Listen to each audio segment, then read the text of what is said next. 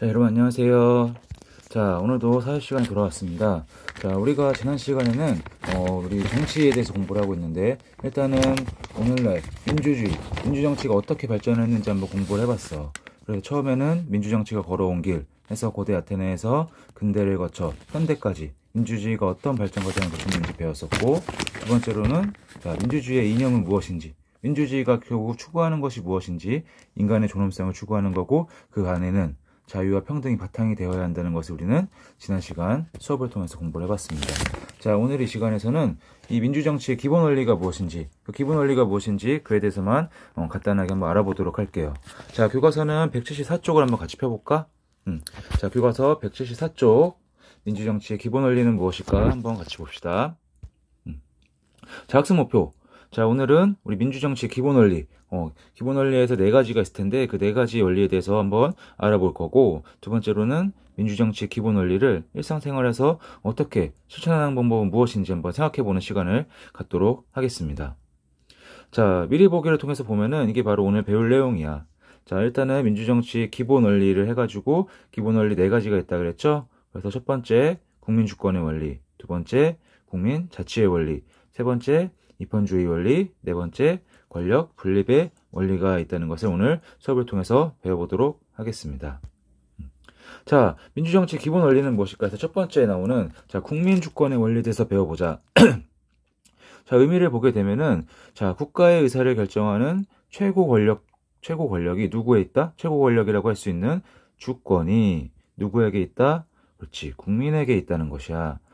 국가의 의상을 결정하는 최고 권력인 주권은 국민에게 있고 국민으로부터 나오는 것을 우리는 알 수가 있습니다. 자, 이와 관련된 헌법 내용이 있습니다. 자, 우리가 알고 있는 헌법 뭐 있어? 자, 헌법 많이 들어봤을 텐데 헌법 제 1조 2항을 보게 되면 뭐라고 나와 있지? 옆에 교과서에도 나와 있어. 175쪽에 맨 위에 맨 첫 번째 칸에 있는 거 보면은 뭐라고 나와 있어요? 대한민국의 주권은 국민에게 있고 모든 권력은 누구로부터 나온다? 국민으로부터 나온다. 이게 바로 무슨 원리다? 국민 주권의 원리이다. 해서 국가 권력은 자, 누구의 동의가 있어야 된다는 거야? 반드시. 그렇지. 국민에게 주권이 있기 때문에 국민의 동의와 지지가 있어야지만 국가 권력이 행사가 될 수 있다는 거야. 우리 손으로 뽑은 대통령이나 국회의원이나 그 어느 누구도 우리의 동의나 지지가 없이는 자신들이 하고 싶은 대로 마음대로 할 수가 없습니다. 그래서 여기 첫 번째로 알아본 게 바로 뭐다? 국민 주권의 원리. 해서 관련 있는 것은 헌법 제1조 2항을 보게 되면 알 수 있다는 것을 우리는 알 수 있어요. 자, 그럼 두 번째 원리를 한번 볼까? 자, 두 번째 원리는 국민 자치의 원리이다. 의미를 볼까? 주권을 우리 국민이 갖고 있다는 것을 방금 배웠죠? 주권을 가진 국민이 스스로 국가를 다스려야 한다는 것입니다. 스스로 국가를 다스려야 한다. 우리 국민이 다스리는 거야. 우리가 대표를 뽑았다 그래서 그냥 내패킨 치고 그들에게 맡기는 것이 아니라 우리가 항상 모든 거에 참여를 하고서 국가를 다스려야 된다는 겁니다.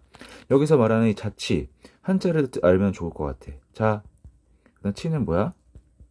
자치. 해서 스스로 자자에 다스릴 치. 스스로 다스린다. 누가? 우리 국민이. 주권을 가진 우리 국민이 스스로 나라를 다스려야 된다는 것을 말하는 것이 바로 국민 자치의 원리입니다. 자, 그럼 여기서 중요한 게 바로 스스로잖아. 국민이 스스로. 그래서 이걸 실현하는 방법에 해당하는 게 바로 뭐야?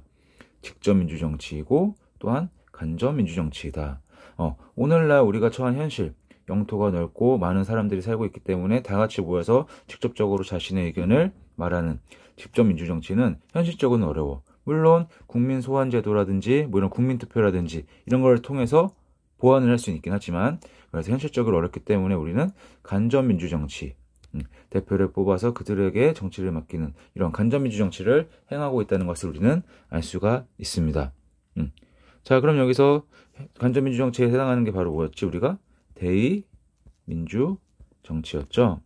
그래서 누가 있어? 국회의원 약 300명의 국회의원을 우리 국민의 손으로, 주권을 가진 우리 국민의 손으로 뽑았고, 이들은 국민의 의견을 받아서 나라를 대신해서 다스려주는 역할을 하고 있다는 것을 알면 될 것 같습니다. 자, 그러면 세 번째 원리를 한번 볼까? 자, 세 번째 원리는 입헌주의 원리입니다. 입헌주의 원리. 한번 그 의미를 한번 알아볼까요? 자, 의미, 국민의 기본권 보장. 여기서 말하는 기본권에는 뭐 자유와 평등을 바탕으로 한 여러 가지 기본권에 해당이 되겠죠. 그래서 국가기관의 운영 원리를 헌법에 규정을 하고 그에 따라 통치해야 한다는 거야. 즉, 여기서 말하는 입헌주의 원리라는 것은 국가를 운영하는 데 있어서 주먹구구식으로 그냥 아무렇게나 운영하는 것이 아니라 반드시 국민의 합의에 의해서 만들어진 이 헌법에 명시된 내용의 그 틀 안에서만 행해져야 하고 나라를 통치해야 된다는 것입니다. 헌법. 아까 전에 말했었던 뭐가 있었어? 국민주권의 원리도 헌법 제1조 2항에 속한다 그랬죠. 모든 대한민국의 주권은 국민으로부터 나오고 모든 권력은 국민으로부터 나온다고 했었어. 그런 것들도 다 이 헌법 안에 들어가 있는 것이고 이 헌법 안에 있는 내용 그 속에서 우리는 통치가 이루어진다는 것을 알아야 합니다. 자, 그렇다면 왜 이러한 헌법을 만들어야 되고 이 헌법 안에서 나라를 다스려야 하느냐? 그 목적이 바로 나와 있죠. 뭐다? 국가 권력의 남용을 방지하기 위해서야. 자, 이런 헌법이 아니라 그냥 주먹구구식으로 자기들의 입맛에 맞게 그때그때 바꿔가지고 하고 싶은 대로 법도 바꾸고 하게 된다면 어떻겠어요? 나라 꼴이 말이 아니겠죠? 그렇기 때문에 이렇게 헌법을 정해놓아가지고 명시된 틀 안에서만 이루어지는 것이 바로 입헌주의 원리입니다. 그래서 이걸 통해서 국민의 자유와 권리를 보장하게 되는 거겠죠. 우리가 하는 모든 것들이 다 헌법 속에 있어. 우리가 학교를 가는 거라든지 뭐 일상생활 속에서 일어나는 일, 교통과 관련된 일, 뭐 여러 가지 것들. 모든 것이 헌법이란 그 큰 틀 안에서 이루어지는 것이기 때문에 우리는 이런 입헌주의 원리에 대해서 제대로 알고 있어야 돼. 자, 그럼 여기서 퀴즈 하나 내볼까? 여기서 말하고 있는 헌법. 이 헌법이 제정된 날은 언제일까? 그럼 이 헌법을 제정한 날을 기념하는 날은 언제일까? 그렇지. 바로 제헌절입니다. 헌법을 제정했다 그래서 제헌절인데 그럼 제헌절을 제정한 날은 연도도 한번 말해볼까? 우리 대한민국이 일제식민지로부터 벗어나고 우리의 힘으로 이제 우리나라의 자치정부를 만들게 되죠. 그래서 1948년 7월 17일에 우리나라가 헌법을 드디어 규정을 하게 되고 나라를 통치하게 됩니다. 1948년 7월 17일 제헌절에 우리가 헌법을 만들어서 오늘날까지 이어지고 있는 것을 우리는 알 수가 있습니다. 자, 그럼 마지막 권력 분립의 원리에 대해서 한번 공부를 해볼게요. 자, 권력 분립. 권력을 분립한다는 거야. 즉, 한 명이 어느 한 기관이 모든 권력을 갖는 것이 아니라 이 권력을 서로 나눠준다는 거지. 그렇다면 왜 이렇게 나눠줬는지 한번 그걸 봅시다. 자, 국가 권력을 우리 국민의 주권으로부터 나오는 이 국가 권력을 입법, 행정, 사법으로 분리하여 독립된 국가기관이 나누어 맞도록 하는 것이야. 자, 여기서는 우리가 한번 해볼까? 자, 우리 국민의 힘에 의해서 주권이 나오고 이걸 통해서 국가 통치가 이루어진다 그랬어. 자, 그러면 일단은 입법. 입법이란 건 뭐지? 법을 만드는다는 거야. 법. 자, 입법부. 우리나라에서 이 법을 만드는 입법부는 뭐가 있지? 그렇지. 국회가 있습니다. 국회. 입법부가 있어. 국회. 그래서 여기서는 입법부가 있고. 자, 또한 행정 관련 업무를 하는 것은 뭐가 있어? 행정부가 있겠다. 행정부. 쉽게 말하면 오늘날 정부, 문재인 정부가 바로 이 행정부에 해당하는 것을 알 수가 있습니다. 자, 그럼 마지막 하나. 사법에 해당하는 것은 뭐가 있을까? 사법부. 사법부에 해당하는 것은 그렇죠. 바로 법원이 있습니다. 만들어진 법을 가지고서 이 법을 행하는 법원이 있게 될 거야. 자, 그럼 이 세 가지 기구가 있는데 우리 국가 권력이 세 가지 기구로 나눠졌다는 거야. 어떻게? 자, 입법부에서는 뭐래? 그렇지. 법률을 제정을 해.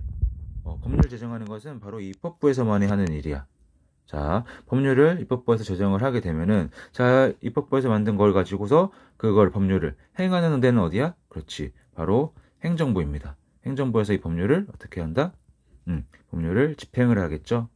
법률을 집행하는 것은 행정부야. 자, 그럼 법률을 집행하다 보면은 어떻겠어? 법률에 정해진 거에 반해서 나쁜 짓을 하는 사람들도 있을 테고 잘못된 행동을 하는 기관이라든지 여러 단체들도 있을 거야. 그렇게 됐을 때는 법을 어겼다는 것을 어디서 판단을 하고 법을 적용하게 되지? 그렇지. 바로 이 사법부에서 이 법을 잘못한 것을 시시비비를 가리게 됩니다. 그래서 여기서는 어떻게 하는 거야? 법률을 적용한다고 알면 좋을 것 같아. 그래서 이렇게 우리 국가기관들이 서로 이렇게 나누어져 가지고 권력을 나누어 분산해서 갖고 있다는 것을 알아둬야 돼. 자, 어떻게? 국가 권력을 입법, 법을 제정하는 국회와 그리고 행정, 법을 집행하는 정부와 그리고 그 법을 가지고 적용을 하는 법원, 사법부 이렇게 세 가지로 입법부, 행정부, 사법부 세 가지로 골고루 권력이 나누어서 분산되어 있다는 것을 우리는 알고 있어야 돼. 자, 그러면 이렇게 한 이유는 뭐야? 그렇지, 밑에 나와 있죠. 상호 견제와 균형을 통해 권력의 남용을 방지한다는 거. 국민의 자유와 권리를 보장한다는 것입니다. 여기서 우리가 흔히 쉽게 예를 들 수 있는 거 하나 예를 들어보면 여러분 우리 혹시 변사또 알아요? 변사또? 변사또. 우리 고전에 춘향전이라고 있잖아. 춘향전. 춘향전에서 나오는 나쁜 탕관오리가 바로 변사또지. 춘향이를 가지고 나쁜 짓을 시키려고 하는 게 바로 변사또인데 여기서 변사또가 왜 혼자서 그렇게 모든 걸 독단적으로 할 수가 있어? 그거는 조선시대 역사를 배우면 아마 이해하기 쉬운데 이 당시 변사또는 수령이라고 하는데 이 변사또가 가진 권력이 너무 엄청나다는 거야. 뭘 할 수가 있어? 판결을 할 수 있는 사법에 관한 것도 판결 할 수가 있고 또 뭘 할 수가 있어? 행정 업무를 할 수 있어. 그 지역 고을에 대한 행정 업무를 다스릴 수가 있어. 군소로서 그 지역의 행정 업무를 다스릴 수가 있고 또 군대 그 지역에 있는 병사, 군대들도 이 사람이 장군으로서 모든 것을 다 군대를 운영할 수가 있습니다. 즉, 이 당시 한 고을의 장이라고 할 수 있는 수령, 이 변사또는 사법에 관한 것도 자기가 혼자 가지고 있고, 행정에 관한 것도 혼자 가지고 있고, 군대에 관한 것도 가지고 있고, 그리고 법에 관련한 것을 자기가 입맛에 맞게 다 판결을 할 수 있다는 거야. 이렇기 때문에 이 사람이, 춘향이도 불러다가 자기가, 일을 시켜서 자기 말 안 들으니까 어떻게 하는 거야? 자기 뜻대로 그냥 법을 열어가지고 사법 판결을 해서 옥에 가두게 하고 막 이런 것들을 하게 되는 거지. 또 행정 같은 경우도 어때? 그 고을에서 백성들의 세금이나 이런 것들을 자기가 마음대로 막 걷게 되잖아. 그것이 가능했던 것은 바로 변사또가 사법, 행정 같은 모든 권력을 다 가지고 있었기 때문이야. 그래서 이를 막기 위해서 국가에서 운영했던 게 뭐야? 그렇지. 암행어사가 있었지. 그래서 너 또 어떻게 돼? 암행어사가 출두해가지고 춘향이를 고려해주고서 다시 사랑을 하게 되는 그런 스토리죠. 이러한 것들, 이런 변사또와 같은 나쁜 놈이 나오는 것을 막기 위해서 현대 우리나라 정부에서는 입법, 행정, 사법으로 나눠서 독립된 국가기관, 입법에 해당하는 국회, 그리고 행정에 해당하는 행정부, 사법에 해당하는 법원으로 나누어서 국가가 권력을 분립해 놓고 있다는 것을 이해하면 좋을 것 같습니다.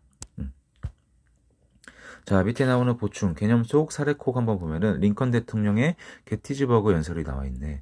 민주주의에 관련해서 가장 유명한 연설 중에 하나라고도 할 수가 있습니다. 자, 신의 가호 아래 이 나라는 자유의 탄생을 보게 될 것이며, 자, 국민의, 오브 더 피플, 자, 그리고 국민에 의한, 바이 더 피플, 그 다음에 국민을 위한, 포 더 피플, 정부는 지상에서 절대 사라지지 않을 것이다. 오늘날 민주주의 정부, 이런 국민에 의한 정부는 절대 사라지지 않는 거야. 여기서 우리가 오늘 배웠던 민주정치의 기본 원리가 알 수 있는 것이 있어. 자, 국민의, 처음에 말하고 있는 이 국민에 해당하는 것은 민주주의 주권의 원리에서 뭐가 있을까? 민주정치의 기본 원리에서. 그렇지. 첫 번째로 배웠던 국민 주권의 원리. 자, 모든 대한민국의 주권은 누구에게 있다? 국민에게 있고 모든 권력은 국민에게로부터 나온다. 그래서 국민으로부터 나오는 주권에 의해서 민주정부가 이루어진다는 것이고 국민에 의한 두 번째에서 말하는 것은 뭐야? 국민에 의한 바로 국민에 의해서 통치가 이루어지니까 국민 자치, 국민 스스로 다스리는 국민 자치의 원리가 있는 것이고 국민을 위한 정부 뭐야? 국민을 위해서 행정부에서는 어떻게 헌법에 기초해서 이 헌법을 집행하고 시행을 하게 되죠? 그렇지. 여기서 말하는 것은 입헌주의 원리에 해당할 것이야. 그래서 이 링컨 대통령 연설에서는 세 가지 국민 민주정치 기본 원리를 알 수가 있습니다.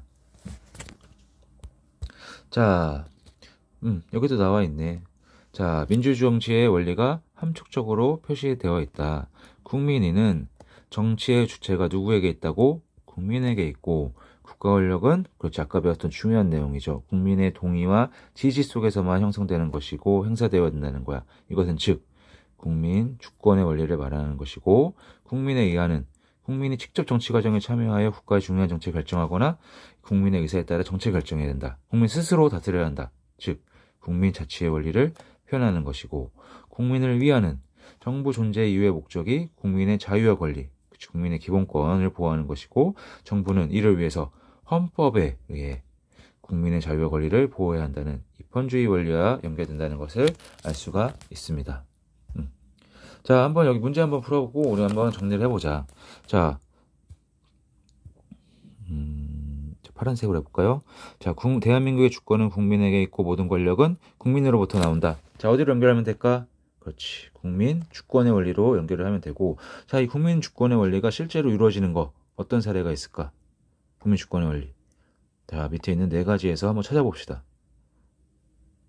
그렇죠. 국민 주권의 원리. 국민 주권을 행사하는 가장 대표적인 거 바로 뭐가 있어? 선거에 참여해서 투표권을 행사하는 거죠. 그렇지. 이렇게 연결을 시킬 수 있을 것이고, 자, 두 번째 입법권.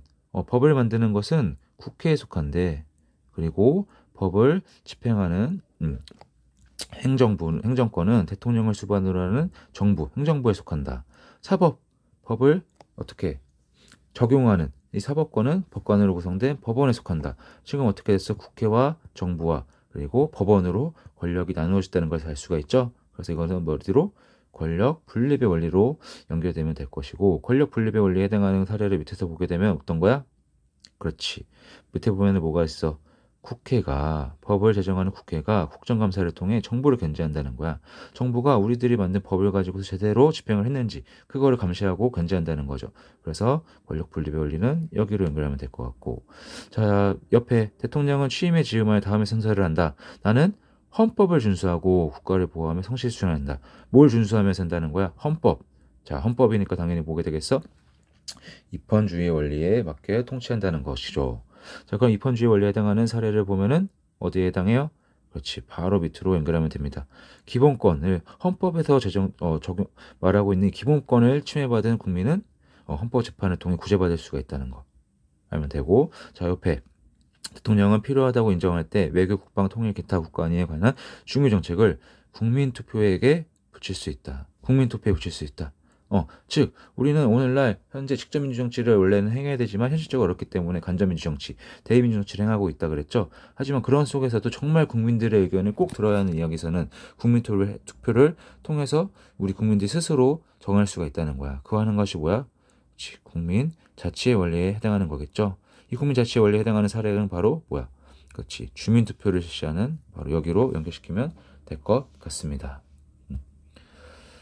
자, 그래서 여기 보면은 이렇게 정답이 나와 있는 거고, 정답은 이렇습니다. 자, 그럼 마지막 확인학습 한번 확인해 볼까?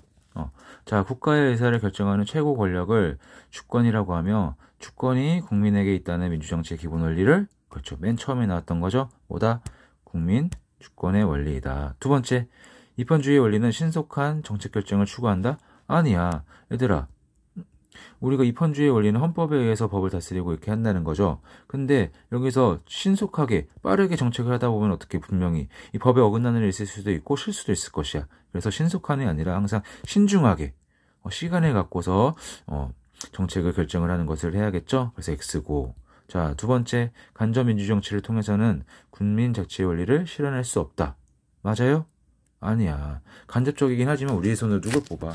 국회의원을 뽑고 그들에 의해서 법을 만들고 정치에 참여하고 있죠. 그렇기 때문에 두 번째는 X. 세 번째, 권력 분립의 원리는 국가 권력을 여러 기관으로 나누어 맞도록 하여 서로 견제와 균형을 이루도록 하였다. 그렇죠. 법을 제정하는 어디가 있었어? 국회에 입법부가 있었고, 자, 법을 집행하는 어디가 있었어? 행정부가 있었고, 행정부, 정부가 있죠. 그 다음에 이 법을 가지고서 적용하게 되는 어디? 사법부, 바로 법원이 있었습니다. 이렇게 해서 권력이 나눠졌다는 것을 우리는 공부를 했어요. 그래서 O. 자, 이렇게 해서 오늘 민주정치의 기본 원리 4가지를 한번 배워봤습니다. 다음 시간에는 자, 민주정치와 정부 형태에서 민주주의가 어떤 방식으로 구현되는지 한번 배워보도록 할게요. 자, 오늘도 교과서 174쪽, 175쪽 다시 한번 잘 읽어보고 복습 꼭 하도록 합시다. 자, 그럼 다음 시간에 봅시다.